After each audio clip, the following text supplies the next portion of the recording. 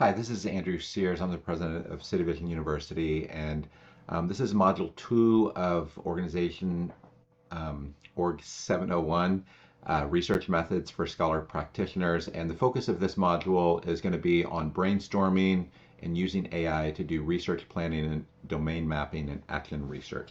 So that's a lot of words thrown together, but I'm going to unpack what that means in the lecture. So in this course, we had the first project. In this uh, project, we're going to be focusing on domain mapping, and a lot of that's going to emphasize AI-based research because that's going to be the best tool here. And then in other projects, we're going to do other components, and this is what we call the action research pyramid. And to frame this, the course projects in a spiral curriculum learning. We did the 30,000 foot plan in project one, and in this one, this is more of a 10,000 foot plan. So this would be like if you're going to do a tour of the United States or a tour of Europe. It's going to be how do you map out, Europe, and what is the territory in Europe. So how do you create that map, and then potentially what is going to be your itinerary? That's really what this is. Whereas later, what you're going to have is you know a 10,000 foot plan on interpersonal research, and then maybe a 100 foot implementation. This would be a detailed literature review, and that would be more like a hour by hour itinerary of what you're going to do while you're, say, in Paris or something like that. And the idea is you're expected to revise your doctoral program as you go through these different stages. Now, project two, probably the best visual diagram for this is, looking at this. So you're going to have different domains of knowledge out there, and what you're trying to do is to map those out. One of the tools we're going to be using is mind mapping. But for this course, really what we're trying to do is just to do a high level domain mapping. And the idea is you would actually, using the Europe trip analogy, your doctoral project would be actually where you're going on the trip. And this is more you're coming up with your high level itinerary for that. So how do you do domain mapping to develop your doctoral plan? So the biggest thing is you're just trying to figure out what are all the areas that you might cover. And I'm going to start with frameworks and dimensions. So if you use mind mapping tools, and I'll show you a little bit of what those tools can look like, these are possible dimensions that you might use as you're creating your mind map. And you'll probably want to pause on this, and as you're doing your mind map, maybe think about which of these are relevant for you. So your goals for your doctoral project. You're going to have personal goals, organizational goals, social goals, and we'll unpack that a little bit more. And then, as you think about your goals, what's going to be the limitation? And what do you really need to learn? Is it, going to be head knowledge, cognitive? Is it going to be heart, affective? Attitudes? Character changing where your heart is. Is it going to be hands, psychomotor skills? For many of you, honestly, it's often skills. Talk to a lot of people and they say, I want to become an executive director. Man, that's really a skills problem. Some of it's going to be heart, some of it's head, but more than anything else, it's skills. Or someone wants to start up a, counseling business. It's really a skills type of problem. That also relates somewhat to this explicit, the what, the tacit, the how, and the implicit, which is the why. And then there's other domains you might look in terms of research. As you're doing a research plan, Christian versus secular. And part of why this is useful, usually whenever I'm trying to learn something, I'm looking at, okay, what are Christian frameworks for this? So take, trauma, right? So there's going to be trauma-informed approaches.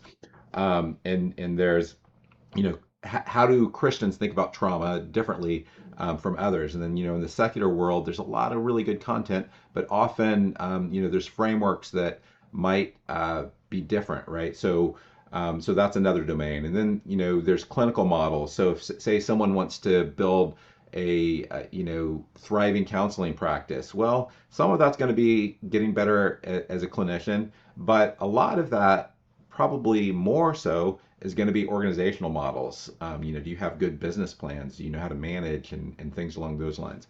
And then you can go into disciplines. So say you're trying to build a counseling business. So there's the whole counseling business, but then there's organizational management, there's entrepreneurship, and there's subjects within those disciplines, and then there's interdisciplinary approaches. So, and then there's where to learn. And these are some of the things that we had you, assess traditional academic versus other content. So that's kind of all the internet, all AI, learning from people. And this would be like experts, or learning from best practice organizations. Um, and then how to learn, research, study versus character transformation, versus practice. Some of you are at a stage of your life where you might be burnt out, or you may be like, what, I'm not in the healthiest space.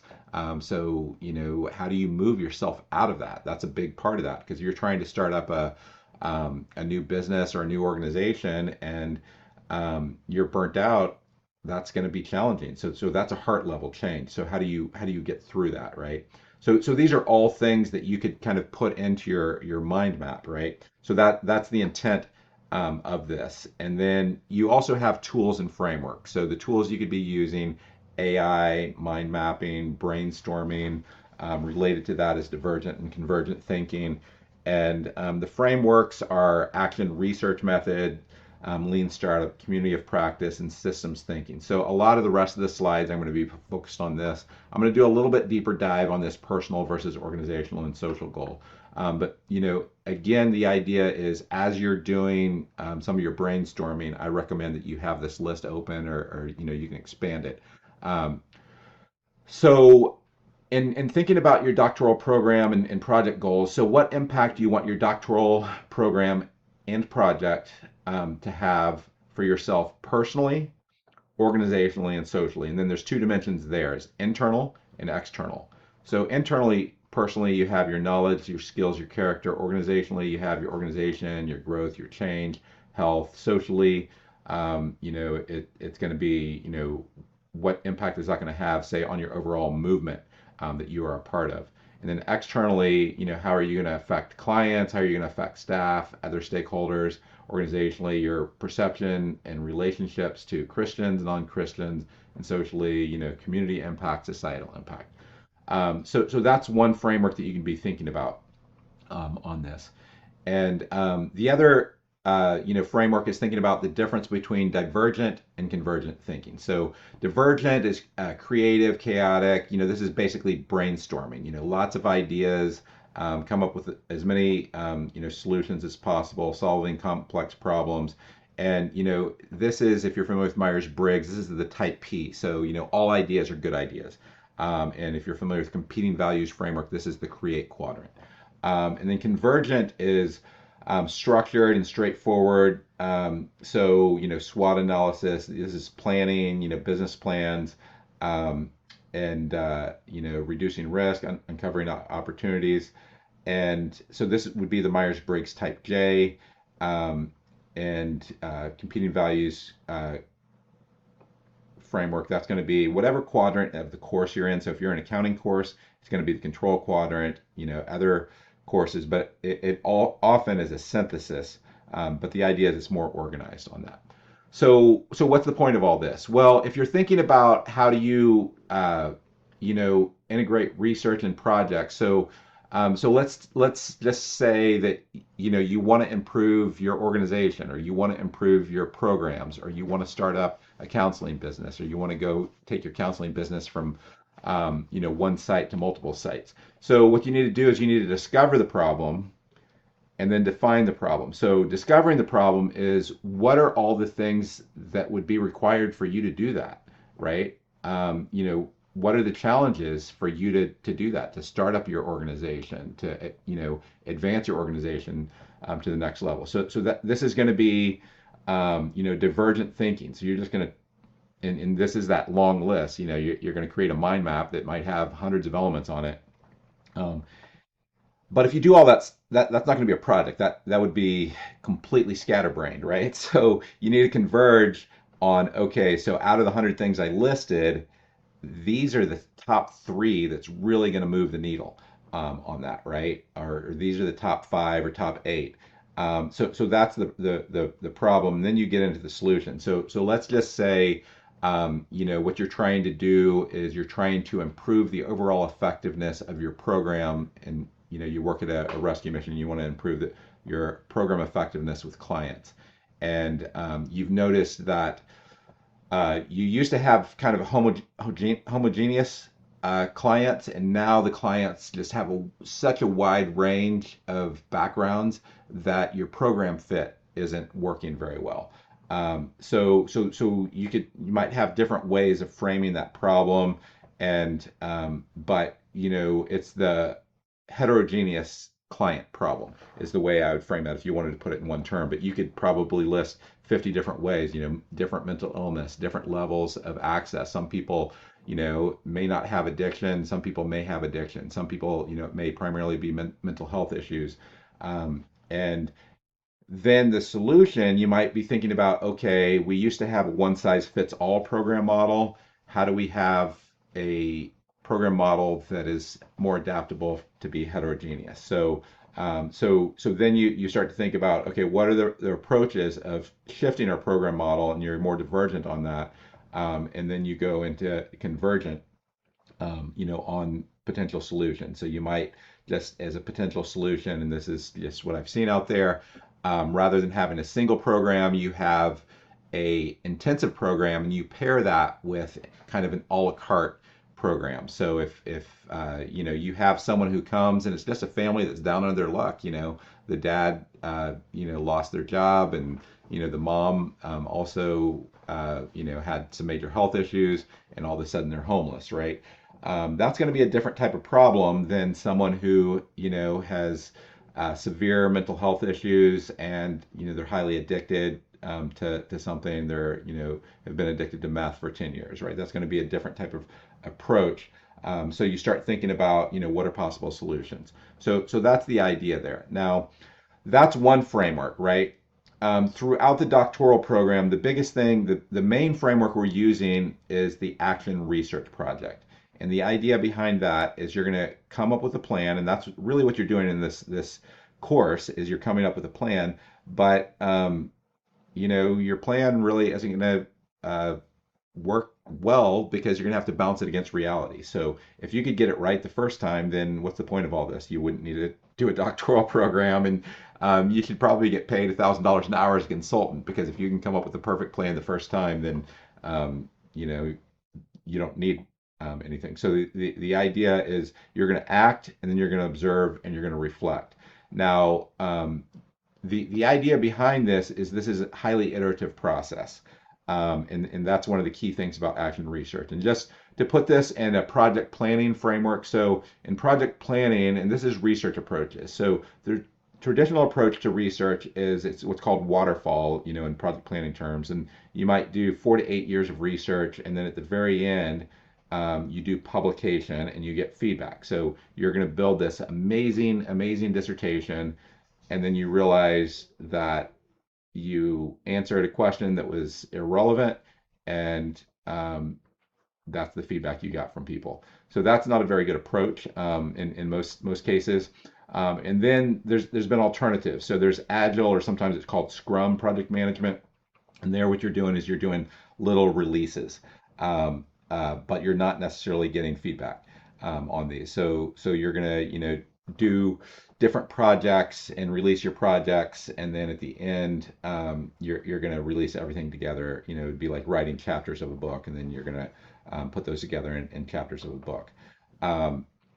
And what we're trying to do is what's called lean. So lean is, as much as possible, you're trying to do an iteration where you can release it and you can get feedback. So, if you take our strategic management course, the idea is that you're actually a part of this strategic planning team at your organization. It's best if you're actually leading that process. Say you're the executive director, and you do an iteration and you design a strategic plan, and then you see how that goes, right? And then in another course, you might do something else. But the idea is that you're getting feedback at each of these. So each course project is kind of like that. And the idea is once you get to the end, you're working on your doctoral project. Now, the framework for this lean that's most often used is called the lean startup process. Now, this is similar to the action research project, except action research is an academic framing, and there's just a lot of different tools that are different. Even though the diagram looks the same, it's a completely different tool set of what they provide. And the idea is you're building a product, and you've probably heard the term minimum viable product, or MVP, and you start with a minimum viable product to learn and to test a hypothesis. So, if you're doing this in the programs, you might just do a small program of a cohort of, 5 or 10 people that you try this a la carte, method with those people, and then you see how that goes, and then you do a pivot based on that. So, um, you know, and the idea behind this, and here's the key thing behind lean startup. What is the whole point? Like, why do you do this? Is this just because, I'm a Myers-Briggs P and I like to not have structure? The point is that the organizations that grow the best in innovative context are those that can maximize their loop iteration speeds, because this is going to maximize learning. And these are some of the books that will explain this. This is what we cover in our social entrepreneurship course. And the lean startup process provides an effective framework for the ACT stage of action research. It's very ACT focused. So I'm going to try to bridge these two things. So you have the lean startup process, and you have academic research, and the action research is really an academic framework, and the lean startup framework is really a practitioner framework. And the idea is, as you get to the act stage, then this is what you're going to be doing, right? So, that's acting is basically the same as building. Observing is the same as measuring. Learning is similar to reflecting. And, in the academic framework, there's a little bit more, this other thing, on planning. So, and in the lean startup, that's really, folded into the learning. So if you can combine those, essentially what you would have is, framing. So you plan and hypothesize, then you test, you build and act, and then you assess, you observe and measure, and then you synthesize, you learn and reflect. So that's how you could combine those two things. Now, there's a third model that's out there. So this can be helpful for general learning, but if you're in a domain where the main learning is going to happen with other people, then there's a tool out there in academics. It's called the community of practice. So what you would do is you'd have a domain of learning. So let's just say that you want to improve how your program's aftercare is going to work. So you have a domain of learning, and then you're going to find, okay, how can I find the best 10 aftercare programs that are following a similar model to mine? And then out of those, can you get those people together, have one-to-one interviews with those 10 people, and then maybe you can get 5 of them to agree to come together on a Zoom call with you. And all of a sudden, what you're doing is you've created a community of practice. So all these people have aftercare programs, and you're creating a community of practitioners. So we have a second course on innovation networks, and that's really focused on this. But part of this course in Project 3 is really focused on how do you start to build this.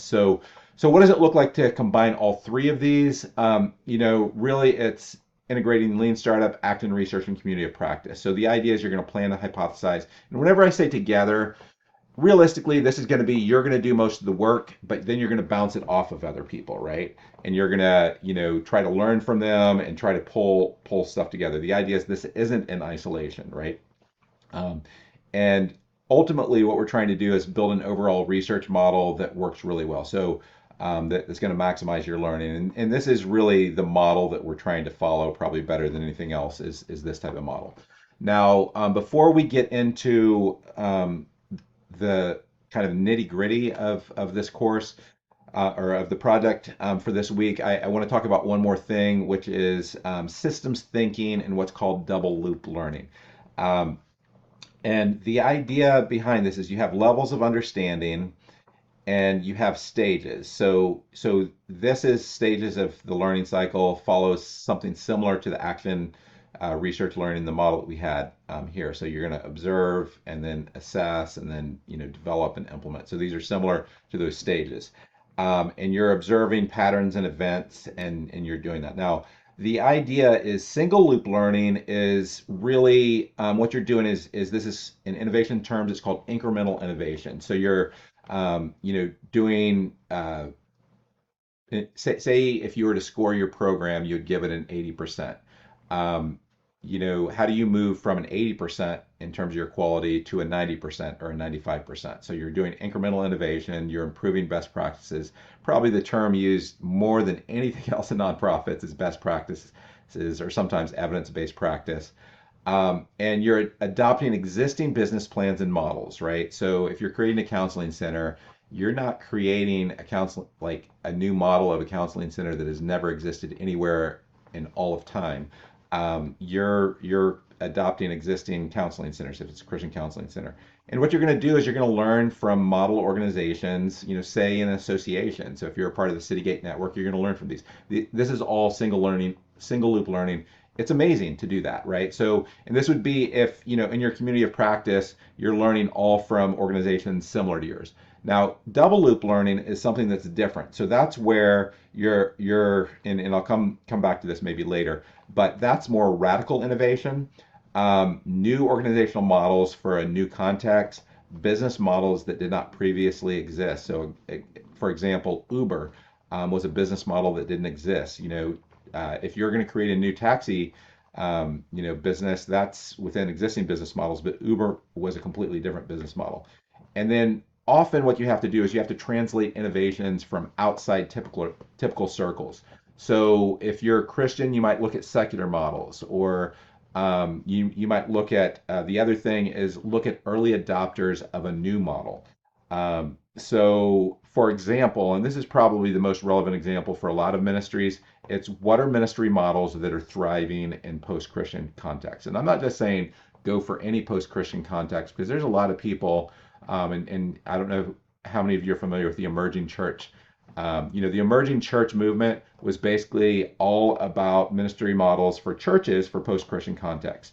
A lot of people think that about 80% of the models largely abandon the core tenets of, at least evangelical Christian faith. So they were innovating, but in innovating, they came up with ideas. A lot of the ideas were bad because they broke, core theology, right? So you don't want to just take any ministry model. You want to take ministry models that are going to be consistent with your values, because a lot of the groups that are out there, they're idea people and they think that every idea is good. But the reality is most startups fail. Depending on how you count it, a lot of high tech startups, it might be 1% are actually succeed. Or traditional businesses, it might be more like 10% or 20%. But the idea is whenever you're looking here, you have to be discerning and you have to adapt it into your context. So, how does that work, and why is this needed? So, for example, if you're going to do the typical, say, white evangelical model that's going to be, serving, say you're at a rescue mission, and the traditional model was largely serving men who were dealing with alcoholism and addiction, and you're taking them through a program, and most of your supporters are also white evangelicals, and you're in a city or town that it has a large base of white evangelicals. Well, what if that suddenly changes, where you're all of a sudden in Seattle, or you're in the San Francisco Bay Area, and there's not that large of an evangelical context, and all of a sudden your clients are coming from 80 different nationalities, and you get families, and you get all sorts of backgrounds. Well, you need to be rethinking your structures. You need to be rethinking your mental models. You need to be rethinking your vision. So what you're going to do is you're going to look at, okay, what are similar organizations that have done this transition, that are essentially, they're early adopters of the new model, and go do site visits of them, interview them. That's the idea behind this. So module two, here's the core of module two. So what you're going to be doing in this, and I provided all this framework, is module two. This is the project for this week. So the first four components of the paper you're going to do is going to be focused on framing the problem, section one, framing the goals. Then you're going to be doing mind mapping. You're going to be framing questions. And all that is planning. Then you're going to act. So what you're doing in acting is, so you're basically saying, okay, here's what I think the knowledge map is going to look like in the domains of learning. but then you're going to test that on reality. So you're going to do a rapid literature review using traditional tools like Google Scholar. Then you're going to do AI rapid literature review, and you're going to be, this is reality testing, right? So then you're going to observe, and what you're going to do in observing is you're going to reflect on that, and then you're going to update. So step 7 in this project is where you're actually going to be updating these first 4 things based on what you learned in 5 and 6. So again, just to provide a framework, you're going to be doing all of this. You're framing the problem, framing the goals, mind mapping, framing questions, and here's some dimensions you might use. So all these different dimensions that I showed you before, and here's some tools that you might use for that. And one of the tools that we're going to have you use is mind mapping. Some of you are familiar with mind mapping. You may love mind mapping. So you'll get a lot out of this. If you're new to it, you may need to do a little bit more research on this. Now, we have Lucid built into our learning management system. So if you click on this Lucid whiteboard, it's going to pull up a screen like this. And then you click on Mind Map with AI, and then you're going to get a screen like this. Now, I've already created a basic framework for you here that you could use if, say, you're at a rescue mission, you want to improve your, programs.